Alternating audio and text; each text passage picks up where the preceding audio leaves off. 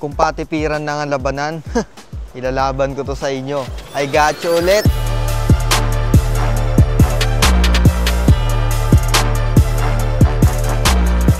Good morning guys. Meron na naman tayong new arrival. 2023 Toyota Wigo J manual transmission. Exterior wise, fresh original paint at hindi auto-retractable side mirrors, 14 inches wheels at makakapalang tires. At sa harap, LED day running light, LED headlight, fog lamps at new face na rin to. At sa engine, it's a 1.0 liter, 3-cylinder, 5-speed manual transmission, gasoline engine. At yung condition ng makina, napakaganda. Sobrang basic maintenance lang to at sobrang tibay ng makina nito. Sobrang tipid din sa gasolina. Magdala ka ng scanner at mekaniko para ma-assure mo. At dito sa loob, super intact na headliner, fresh fabric seats at well-designed na dashboard, traditional infotainment system, climate control, 2 cup holders, 5-speed manual, fresh na steering wheel, analog display with 30,000 kilometers on the clock, at wala siyang vanity mirror on both sides pero may mga plastics pa yan. At sa second row, nothing special pero surprisingly okay ang leg, shoulder and headroom, 6 patanghet ko at meron siyang cup holder dito. At dito sa likod, wala. Dito tayo sa trunk. Napakaluwag ng trunk space at foldable yung second row seat niyan at syempre kompleto ng tools, spare tire and jack. So this is the 2023 Toyota Wigo J manual transmission. So kung gusto niyo to guys,